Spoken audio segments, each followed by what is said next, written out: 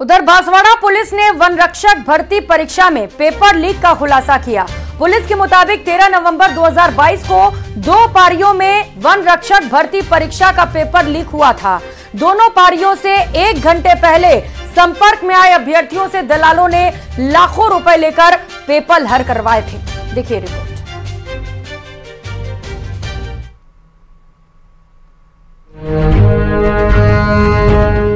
One रक्षक भर्ती परीक्षा में बड़ा खुलासा। परीक्षा से 2 घंटे पहले पेपर हुआ लीक। दलालों के जरिए मोबाइल पर कराया सॉल्व। हर कैंडिडेट की रकम रखी 8 लाख रुपए।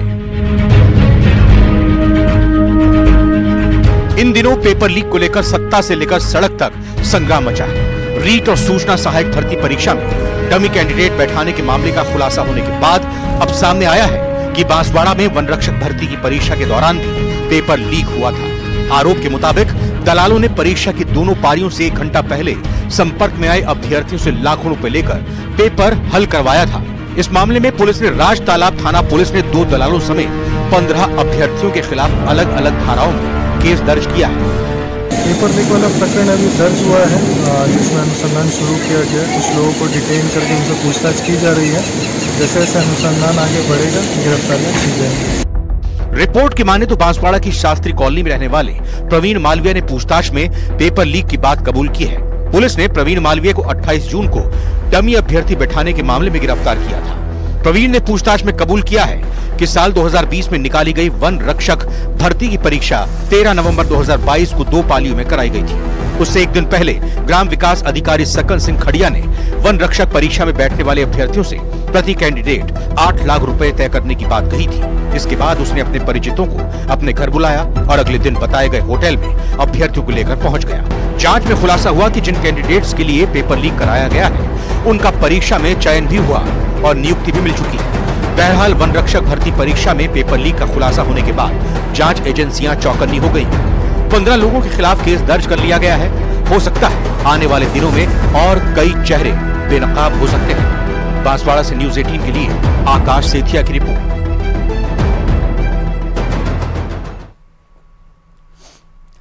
बहुत कुछ बदल गया। जी हां, 1 जुलाई यानी कि आज से देश में 3 नए कानून लागू हो चुके हैं। अब एफआईआर दर्ज करने से लेकर फैसला सुनाने तक की समय सीमा तय होगी। आज से भारत में आपराधिक न्याय एक नए युग की शुरुआत होने जा रही है। अब देश में आईपीसी, सीआरपीसी और इंडियन एविडेंस एक्ट की जगह भारतीय न्याय संहिता, भारतीय नागरिक सुरक्षा संहिता और भारतीय साक्ष्य संहिता लागू हो गए हैं।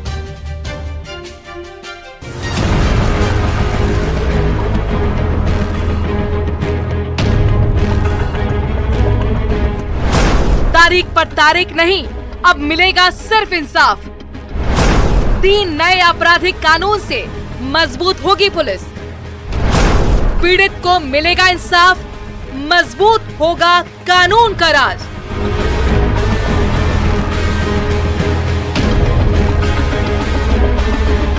एक जुलाई से देश की न्यायिक और पुलिस व्यवस्था बदल गई है। अंग्रेजों के जमाने के कानून अब कल की बात हो गए हैं। अब भारत में नए क्रिमिनल लॉ के तहत केस दर्ज किए जाएंगे। कि लगभग आजादी के 77 साल बाद आपराधिक न्याय प्रणाली, हमारी क्रिमिनल जस्टिस सिस्टम पूर्णतया स्वदेशी हो रही है और भारतीय इथोस के आधार पर ये चलेगी। दंड की जगह न्याय लेगा, देरी की जगह स्पीडी ट्रायल और स्पीडी जस्टिस मिलेगा।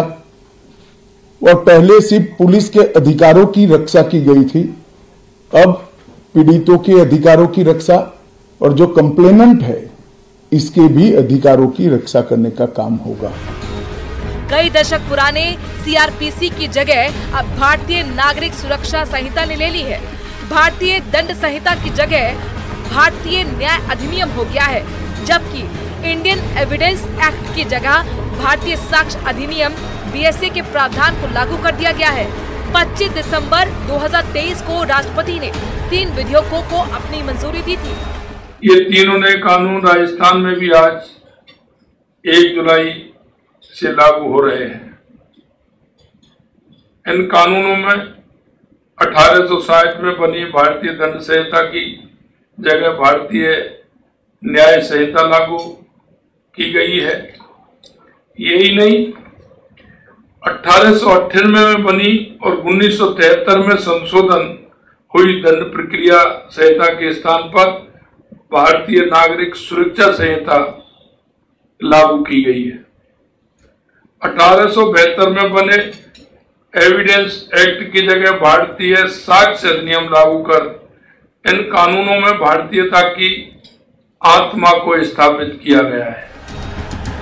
देश के आपराधिक कानून में पहली बार व्यापक परिवर्तन किए गए हैं। सरकार का दावा है कि अंग्रेजों के जमाने के कानून को भारतीय स्वरूप दिया गया है ताकि वक्त पर पीड़ितों को इंसाफ मिल सके।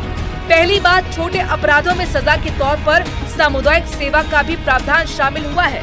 आइए अब आपको उन 3 कानूनों के बारे में बताते हैं जिनमें बदलाव हुआ है। आईपीसी अब भारतीय न्याय संहिता होगी।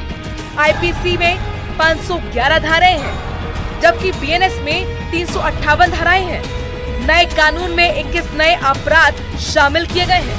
वहीं दूसरे कानून की बात करें तो सीआरपीसी को अब भारतीय नागरिक सुरक्षा संहिता के नाम से जाना जाएगा। सीआरपीसी की जगह भारतीय नागरिक सुरक्षा संहिता।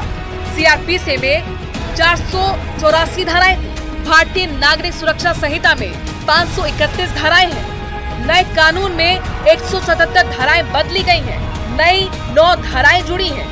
नए कानून में 14 धाराएं खत्म कर दी गई हैं। माननीय मोदी जी की सरकार आई और उन्होंने परीक्षण कराने के बाद ये तय किया कि सिर्फ दंड के आधार पर नहीं, न्याय के आधार पर हमारी विधियां होनी चाहिए। उन विधियों को आज से लागू किया गया है।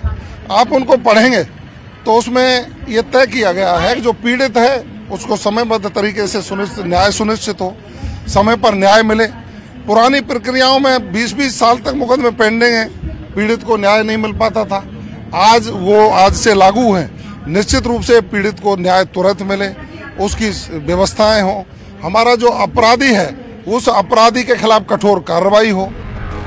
तीसरा जो कानून बदला गया है वो होगा भारतीय साक्ष्य अधिनियम। एविडेंस एक्ट अब भारतीय साक्ष्य अधिनियम होगा। भारतीय साक्ष्य अधिनियम में 170 धाराएं होंगी। पहले एविडेंस एक्ट में 166 धाराएं थी।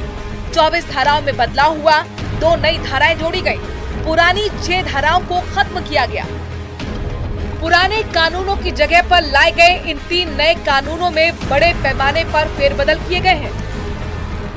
एफआईआर से लेकर कोर्ट के फैसले तक सुनवाई ऑनलाइन है। ऑनलाइन शिकायत के 3 दिन के अंदर होगी एफआईआर। 7 साल से ज्यादा सजा वाले अपराधों में फॉरेंसिक जांच होगी। यौन उत्पीड़न केस में 7 दिन में जमा होगी रिपोर्ट। पहली सुनवाई के 7 दिन के अंदर तय होंगे आरोप। आपराधिक केस में सुनवाई पूरी होने के 45 दिन में फैसला आएगा। भगोड़े अपराधियों पर 90 दिन के अंदर दायर होगा केस। आतंकवाद, मॉब लिंचिंग पर सजा और सख्त होगी। राष्ट्रीय सुरक्षा को खतरे में डालने वालों को सख्त सजा होगी। राजद्रोह को अब देशद्रोह का अपराध माना जाएगा। धोखे से यौन संबंध पर 10 साल तक की सजा होगी और जुर्माना लगेगा। देश में कहीं भी दर्ज होगी 0 एफआईआर, धाराएं भी जुड़ेंगी। 15 दिन में 0 एफआईआर संबंधित थाने को भेजी जाएगी। रॉयल कोर्ट को अधिकतम 3 साल में देना होगा फैसला। नए कानून में 23 अपराधों में जरूरी होगी न्यूनतम सजा। वहीं इसके अलावा कई गंभीर अपराधों में सजा का प्रावधान काफी सख्त कर दिया गया है। कम से कम 20 साल की सजा या आजीवन कारावास होगा। हत्या, मृत्युदंड या आजीवन कारावास। मॉब लिंचिंग, मृत्युदंड या आजीवन कारावास। किडनैपिंग, 7 साल या अधिक की सजा और जुर्माना। फिरौती के लिए किडनैपिंग, मृत्युदंड और आजीवन कारावास की सजा। दंगा, कम से कम 7 साल की सजा। दहेज हत्या, 7 साल या अधिकतम आजीवन कारावास की सजा। हादसे में मौत, अधिकतम 10 साल की सजा और जुर्माना, हत्या की कोशिश, मृत्यु दंड या आजीवन कारावास, स्नैचिंग कम से कम 3 साल की सजा और जुर्माना। वहीं पुलिसिंग में इलेक्ट्रॉनिक साक्ष्यों की अहमियत को बढ़ाया गया है। इसके लिए वीडियोग्राफी और फोरेंसिक एविडेंस को और ज्यादा मजबूत किया गया है। तलाशी या जब्ती के दौरान वीडियोग्राफी जरूरी होगी। गवाहों के बयान लिखित के बजाय ऑडियो वीडियो रिकॉर्डिंग होगी।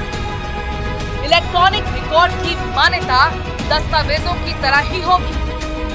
7 साल से ज्यादा सजा पाने वाले अपराध में फोरेंसिक टीम शामिल होना जरूरी होगा। देश में 1 जुलाई से बहुत कुछ खास बदल गया है। पुलिस जहां मजबूत हुई है तो वहीं पीड़ितों को भी जल्द इंसाफ की उम्मीद जगी है। अब देखना होगा कि जिस मकसद के साथ पुलिस और न्याय प्रणाली में बदलाव किए गए हैं उसके सकारात्मक नतीजे भी सामने आए। Bureau report, news 18 Rajasthan.